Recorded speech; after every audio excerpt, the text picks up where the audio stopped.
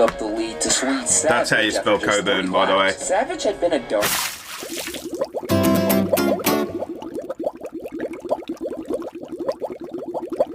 What's up, squad? It's your Squid, aka the Anxious Squid, here at Anxious Squid Productions. This is one requested from my patron.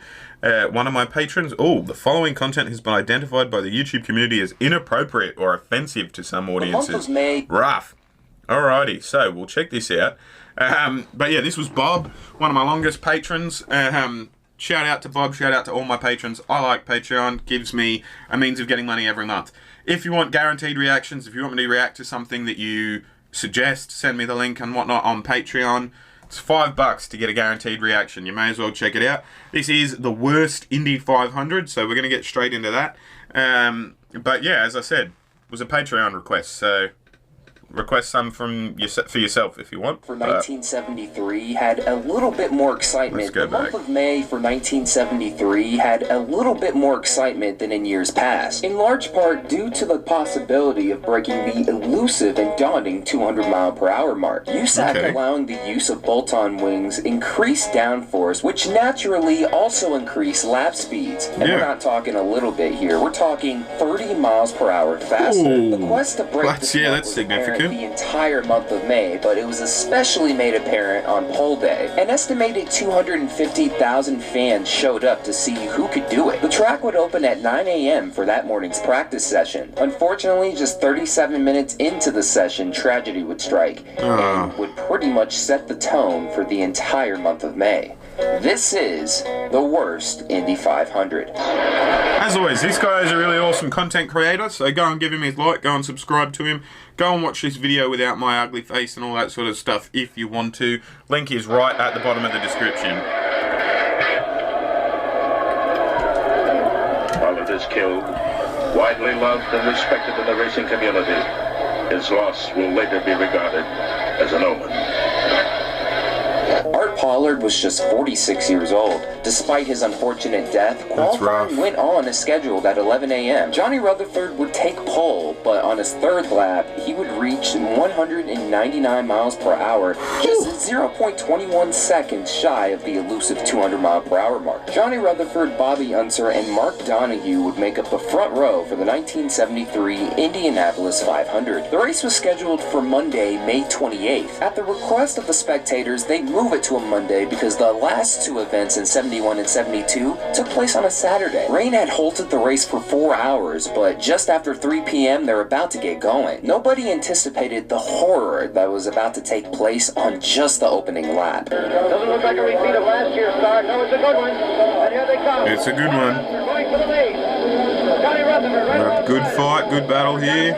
Oh, they got close to each other then. Oh my god, that's chaos. Oh, big bad crash. Fuck. This is what everyone is feared. This is why there's been such a terrible atmosphere of fear here all weekend long. Shame this driver, waiting, he might be on fire, that man. Doing those ones, that's the invisible fire thing, like the methane fire ones. Those are the bombs overhead that are normally set off during the start of the race. There is a report already that there may be spectators hurt, not confirmed. Shit. The wire fence right here on the straightaway was ripped apart. It was very fortunate that a car did not come into the crowd. But watch, there's a car going, starting to the right. Right there. Shit. Oh, shit all over the fans too. That's fucked. That could mean real trouble. And then like explosion, like a pinwheel or a garden sprinkler. Jesus, he's just going, and like you can see the invisible fire, if that makes sense. See the invisible fire, yeah, good chat, Jules. But you know what I mean, right? Split second, but I believe that something happened to his car because... You're talking about which car now, Walter? They tell me it was Saul Walter, the blue car.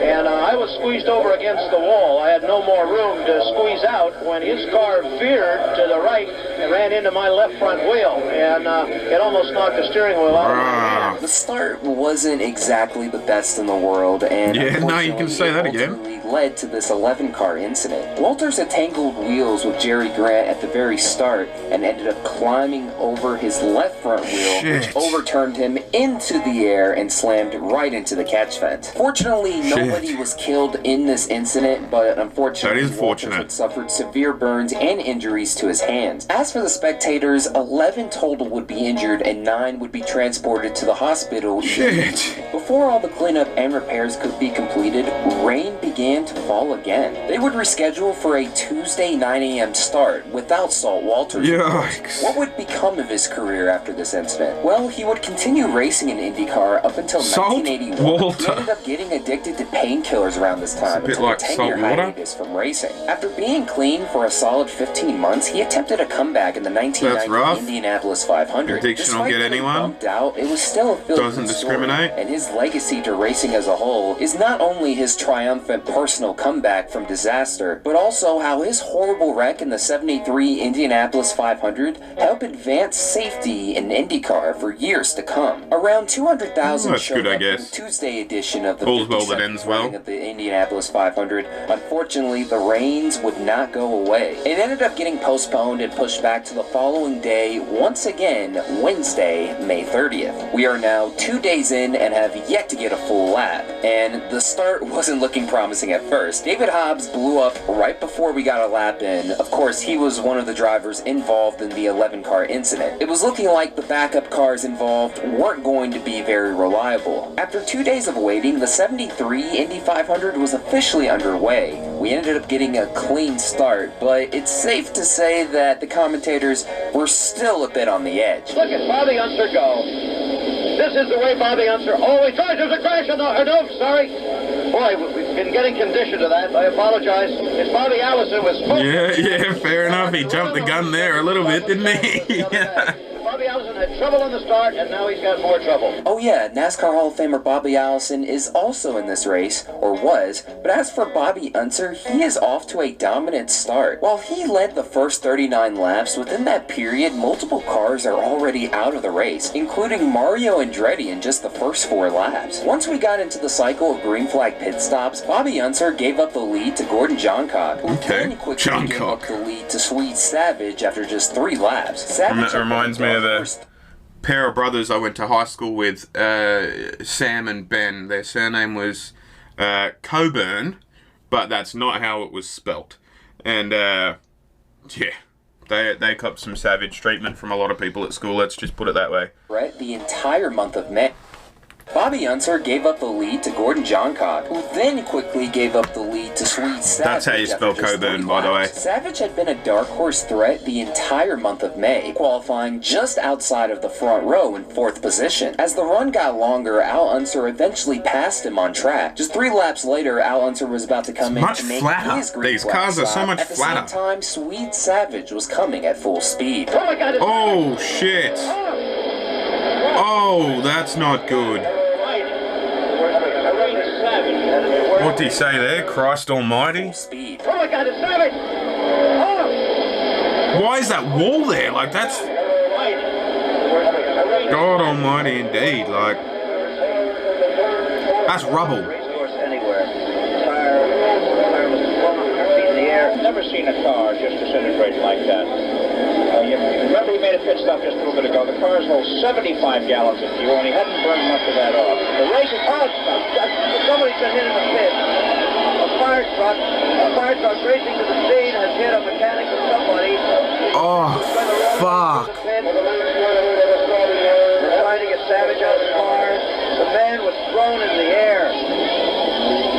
Hit by a fire truck. No. Coming off turn 4 when Squid probably hit the wall, and I certainly don't know exactly what happened, but I'm surmising the track is extremely oily, and everyone that I've been around is slipping and sliding and having a very difficult time. To say there was just some oil on the track would be an understatement. There was quite a bit of it. Sweet Savage had just made his pit stop 2 laps prior to this incident. Once he lost control, the impact was so severe that his car pretty much ended up not only disintegrating, but also exploding as well. Savage actually survived the initial impact. He was actually joking with medical personnel after the wreck and was taken to the hospital immediately. However, he would end up dying just 33 days later. His lungs were so badly damaged from all the smoke and fire that he ended up dying of lung failure. And to make this even worse, a couple of his crew guys tried to assist to his aid after the wreck. Armando Tehran was one of them, and unfortunately at just the young age of 22, he was killed instantly after being hit by a fire truck. The man in the pit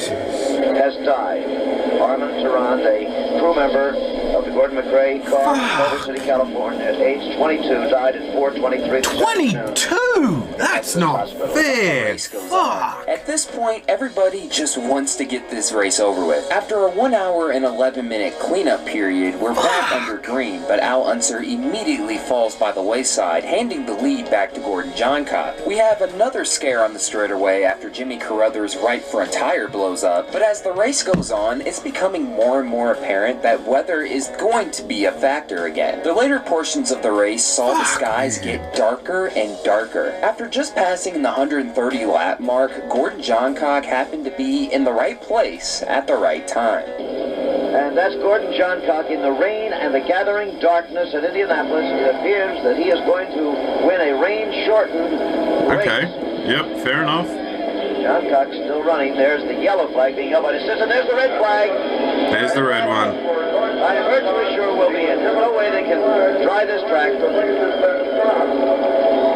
Johncock has won the race. In the end, Johncock scored his first Indy 500 victory, followed by Vukovic and McCloskey. It was a celebratory yet somber mood during post-race interviews. After all, he was a part of the same team that endured two different tragedies on the same day. The traditional victory banquet was canceled, and the victory celebration was fairly brief and muted. Johncock left the track soon after the race to visit Savage in the hospital. And to end one of the wildest days for any team, a few of the other crew members ended the day with a victory dinner, which consisted of fast food hamburgers at Burger Chef. The 1973 race was the shortest 500 on record at the time. The race is widely remembered for its safety 22, concerns. man. The weekend after the race, USAC held an unscheduled meeting revising a ton of rules. You may have different opinions on which Indy 500 is better than the other one, but I think without a doubt, the worst Indy 500 all-time by far will always be the 1973 edition. Yeah, fair enough. Once again, that'll do it for another video. It's great content as so always. Much for watching.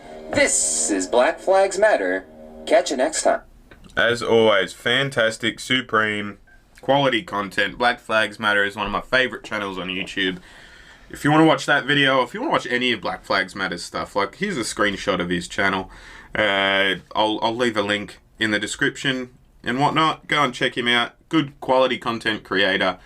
Yeah, and he's commented on my stuff before. He likes my stuff as well. He hasn't commented being whingy like some certain F1 channels I know. But anyway, these guys are my patrons. I like money. Turning some of yours into mine on a monthly basis would be ideal. This was a request from Bob. If you want to request something yourself and get a reaction, at least one per month and whatnot, it's $5. So you can join my Patreon and give me that $5, and yeah, we can roll from there. I've got a couple more videos to do today and whatnot. I'm going to do them. I'll see you guys when I look at you. You'll see me when you look at me. Thanks so much for watching.